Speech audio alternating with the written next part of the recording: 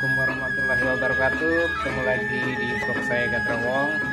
Kali ini saya mau bincang-bincang sama siapa namanya? Putu. Putu siapa? Putu Pranata. Putu Pranata guys. Jadi dia itu kerja sejak lulus sekolah dasar. Saya pikir itu dia baru kerja di losmen sini, tempat saya tinggal di Bali selama bekerja. Kirain itu baru setahun 2 tahun, ternyata dari umur sejak berarti sekitar umur 13 tahun ya. Ya, ikuti bincang-bincang saya ya guys dengan Putu Pranata.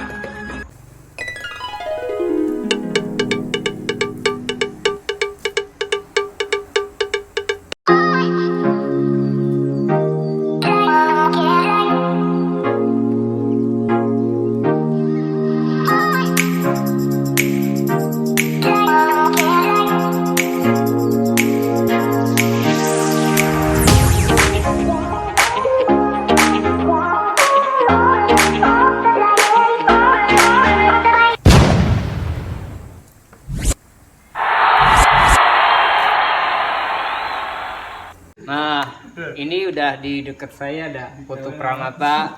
Saya mau nanya, Putu, dulu kerja di sini dari umur berapa? Umur 14 tahun. 14 tahun. Iya. Berarti habis lulus SD selang 1 tahun 2 tahun lah ya. Iya. Ya, jadi Putu Pranata itu kerja di losmen Kembang Remaja ya. Remaja. Itu zaman dulu itu baru lulus di sini itu digaji berapa? Kisaran berapa? Dulu 250. Zaman dulu guys, Putu Pranata itu cuma digaji 250. Tapi zaman waktu itu dia gajinya udah lumayan gede lah ya waktu itu. Jadi Putu Pranata itu ternyata udah bisa beli motor selama kerja di sini. Kalau misal Putu pulang ke rumah kayak gitu, Putu suka ngasih nggak? Kayak uang buat orang tua pasti ngasih lah ya. Jadi Putu itu peduli sama keluarga, nggak cuma bekerja untuk senang-senang sendiri guys. Jadi kalian bisa ngambil inspirasi lah, bisa mencontoh. Kalau Putu dia nggak sekolah tinggi tapi dia pekerja keras. Dia ternyata kerja di sini di losmen tempat saya menginap selama di Bali itu udah lama. Saya kaget ketika dia cerita, saya kerja di sini itu sejak baru lulus SD. Karena dia cerita kalau masuk pertama kali di sini nih losmen ini tuh dikira sekolahan loh. Iya ya? Iya. Dikira sekolahan kan? Iya. Gitu. Itu awalnya gimana? Jangan ketawa. Dia kalau ditanyain di masuk kamera itu dia rada malu guys. katanya malu. Dia tinggalnya kalau jarak jadi dari tempat kerja dari losmen sini itu sekitar berapa kilo Putu? Dari sini ke tempat rumah Putu 25 kilo. jadi jaraknya 25 kilo. Jadi Putu itu tidurnya di sini, dikasih kamar fasilitas buat tempat tinggal. Kalau Putu itu pulang kampung seberapa sering dalam 1 bulan? Tergantung acaranya juga. Tergantung kalau ada upacara keagamaan ya. Ya, Putu itu pulang kampung ketika ada acara keagamaan. Misalnya acara keagamaannya apa aja Putu? Ya kayak film purnama. Kayak film purnama, Ya. kuningan, Ya galungan. galungan, nyepi pasti juga pulang. Nah, pokoknya hari-hari raya lah keagamaan buat umat Hindu pasti Putu pulang. Saya juga mau nanya-nanya, selama kerja di sini Putu itu udah invest apa aja? Motor udah punya ya. Ya, Apalagi selain motor? motor aja. Tabungan. Tabungan tak ada. Tapi yang jelas yang utama lebih memberikan kayak apa ya, kayak hasil kerjanya Putu itu sebagian pasti dikasih buat orang tuanya, terutama buat ibunya lah ya. Kalau boleh tahu itu Putu nomor berapa? Saya nomor 1. Nomor 1. Ya. Kalau Putu itu punya berapa adik? 3 Jadi 4 bersaudara ya. saudara. Apa adiknya Putu masih ada yang sekolah? Udah tamat semua. Udah tamat semua. Adiknya Putu tertinggi lulusan apa? Nggak sekolah SMP juga kayak Putu karena sekolahan jauh. Ya, jadi serius adanya cuma SD aja. SD. Jadi Putu keluarganya itu nggak ngelanjutin ke SMP guys, karena sekolahannya itu jauhnya itu ngelewatin berapa desa atau gimana gitu. 2 desa sih. 2 desa ya. Ya. Jadi di tempatnya Putu katanya kemarin belum di shot ya guys, cuman ngobrol-ngobrol. Saya pengen di shot biar teman-teman tahu. Itu kalau di kampungnya Putu kayak katanya nyari air itu susah jauh ya. Susah. Jauh. Itu ngambil airnya itu di mata air atau gimana? Di mata air. Di mata air ya. Ya. Oh, di mata air itu sekitar jarak berapa kilo dari rumah ke mata air? Kiloan. 2 kiloan guys, jauh. 2 kiloan itu kalau ngambil pakai apa? Ember, pakai Iya. jiligen. Pakai Itu jiligen. sekali ngambil berapa jiligen? Satu. 1. Dengan media jalan yang udah bagus apa masih Masih batu, tanah Masih apa tanah. gimana? Masih tanah begitu ya. Oh gitu ternyata. Tapi sebenarnya saya penasaran, pingin main ke kampungnya Putu gitu loh. Tapi waktunya belum ada karena Putu juga belum ada acara. Kayak pulang ke rumahnya kapan saya belum tahu juga. Entah saya juga nggak tahu kapan sampai kapan saya masih di Bali. Karena kan sebentar lagi saya juga ada hari raya Hasan ya. Mungkin ya Hasan udah ngeroeng guys, udah bikin schedule mau pulang naik bis apalah. Kalau saya sih belum, karena uangnya udah kepake duluan. wah.